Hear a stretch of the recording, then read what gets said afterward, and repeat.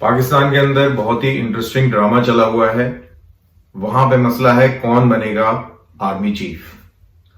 पूरा मुल्क रुका हुआ है और पाकिस्तानी कमेंटेटर्स को सुन के तो इतना मजा आता है कि मैं आपको बयान नहीं कर सकता। दरअसल इस इंटरनेट के जमाने में इतनी ज्यादा इनडेप्थ नॉलेज पाकिस्तान की तरफ से मिल रही है जो शायद हमें 75 साल से ना मिली। हम लोगों को ये था कि इलेक्शन होते हैं, सिविलियन हुकूमत आती है, लेकिन फौज जो है वो उनको बेदखल कर देती है, किसी को फांसी पे टांग देती है, किसी को देश से बाहर निकाल देती है और मार्शल लॉ लगा लेती है। तो हम लोग इमोशनली सिविलियन गवर्नमेंट के साथ कनेक्टेड रहते थे। हमें लगता था कि यार ये बेचारों के साथ में बहुत ज्यादती हो रही है, और हमारा नजरिया उस तरीके से इसलिए था क्योंकि हम लोग एक डेमोक्रेटिक कंट्री है। हमारे यहाँ पर जमहूरियत क्या है, डेमोक्रेसी क्या है, लोकतंत्र क्या है, ये हम लोगों को बखूबी मालूम है।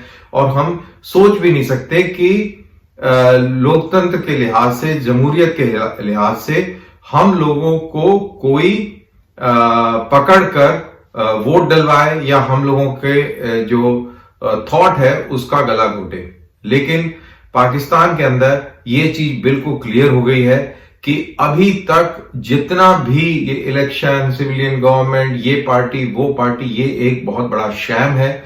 और अगर हम अपनी भाषा में बोलें तो ये एक बहुत बड़ा घोटाला है। पाकिस्तान एक इतना बड़ा घोटाला है कि इसको बयान नहीं किया जा सकता। अब जनरल वहां पर कौन बनेगा, इसके लिए लोग इतना परेशान हैं जितना कि उनके हजारों लाखों करोड़ों लोग अभी फ्लड्स की वजह से बेहाल हैं, खाने को खाना नहीं है, बीमारी है, मौत है। उस तरफ किसी का ध्यान नहीं जा रहा है। सबका ध्यान यह है कि कौन बनेगा जनरल। अब इससे यह चीज बिल्कुल क्लियर हो गई कि जैसा मैंने कहा कि सिविलियन गवर्नमेंट भी एक फसाड है, और जो सारा गेम खेलता है, जो ये पूरे कठपुतली का नाच नचाता है, वो फौज है। फौज का वो जर्नैल है जिसकी अपॉइंटमेंट को लेकर पूरा पाकिस्तान अभी रुका हुआ है। बाकी किसी को किसी चीज से मतलब नहीं है, क्योंकि पूरी इकोनॉमिक एक्टिविटी, आपका पूरा नजरिया, आपका पूरा रहन सहन, आपकी पूरी जो सोसाइटी का ताना बाना है, वो इस पे डिपेंड करता है कि जनरल कौन होगा।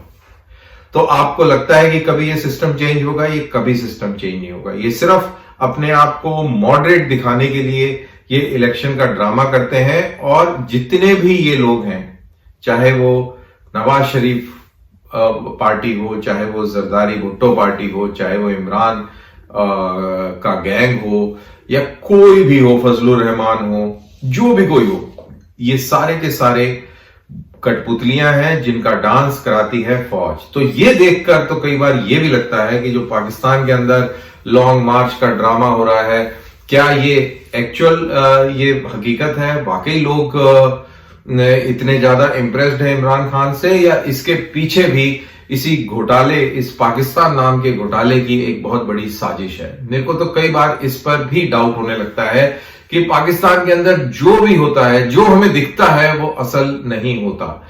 और ये हमारे सीनियर्स कहा करते थे, लेकिन अब तो ये बिल्कुल क्लियर होता जा रहा है कि जो दिखता है वो असली चीज नहीं होती, असली चीज कुछ और ही होती है।